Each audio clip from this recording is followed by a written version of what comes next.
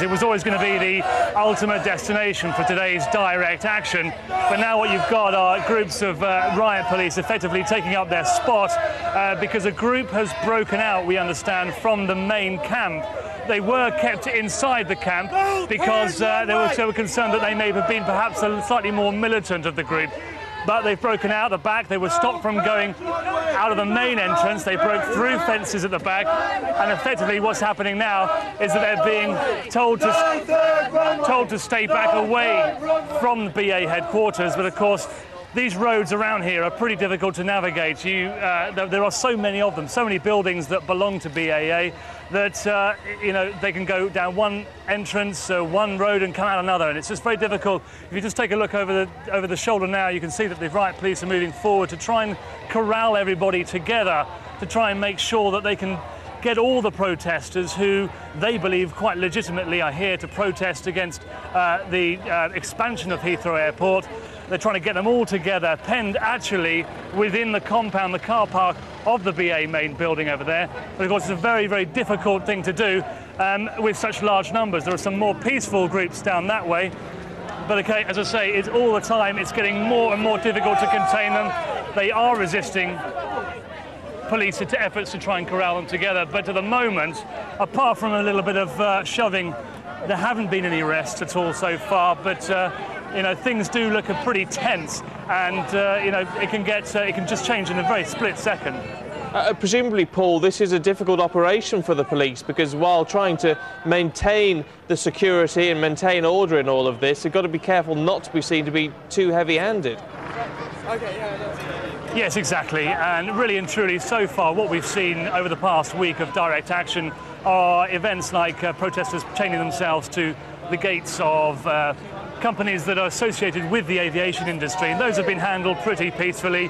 You've had some people arrested who've chained themselves, some people have superglued themselves to travel agents, for example, but they've been taken away and ultimately charged, and there hasn't been any large-scale fighting. But these are riot police, obviously, who are armed with batons.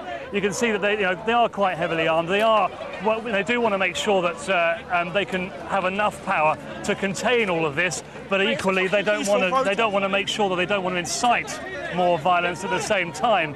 But all the time, as you see, all around me, it's pretty much unsteady at the moment. But as I say, no arrests at the moment. I think it's quite possible that once everyone's corralled together, things may well begin, Steve, to calm down a little. Well, was there still a possibility in all of this, Paul, perhaps still being thought of by the police, that this could have been infiltrated by a certain level of anarchist element? Well, that was what we asked at the press conference earlier on today. We were trying to say, look, this is a legitimate process. It's been organised, been well organised, but there is always a certain amount of uncertainty. There is always a concern that certain elements who are vastly more militant might try and infiltrate the group, and therefore, by them being part of that group, actually cause others to get more involved. But really and truly, it's difficult to say. And they said we can't stop certain elements if they want and if they wish to protest and they are more militant, then you can't stop them from doing so. But this is the main group really that was hemmed into the camp and was being stopped from leaving the Climate for Change camp.